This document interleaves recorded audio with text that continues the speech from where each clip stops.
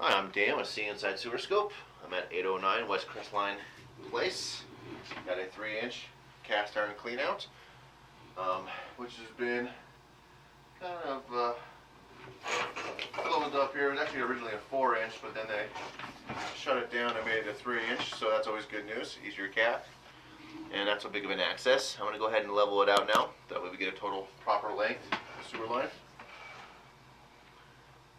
You can see a little bit of rusting going on there. Not to be a problem though. That's to be expected.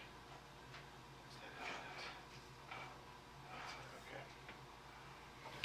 So we're more or less looking at the lines on the side of the pipe, which is going to give us the flow of waste and water going through the property. Instantly jumping over to clay here at 4 feet. Transition looks to be in good shape. Don't see much movement, no cracking. You go to this next union right here, and we have a 360-degree crack.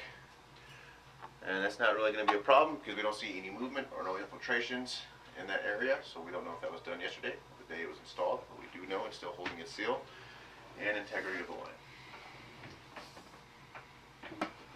Looks like the line's got a pretty good grade on it. And this pressure cracks we're probably going to see every union just because of how they deflected it. So far, 3 for 3. That one there.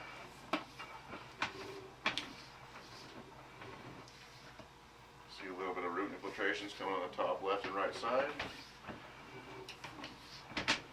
Looks like they're just starting to enter the line though, because they're still got the little mud groups on them. Another little pressure crack on the bottom side. These are very common for clay lines. Because those bell hubs and those male to female connections, when they try and cheat it or deflect it to get a good grade, you put pressure on it, and that's how you get those cracks. But that water line is holding consistent.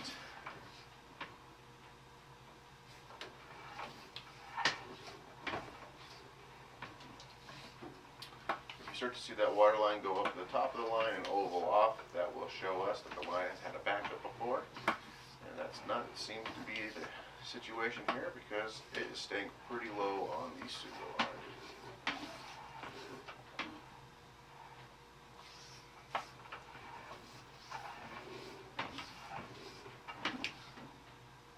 That's a short and sweet sewer. Nice. Yeah, that's about as good as it gets.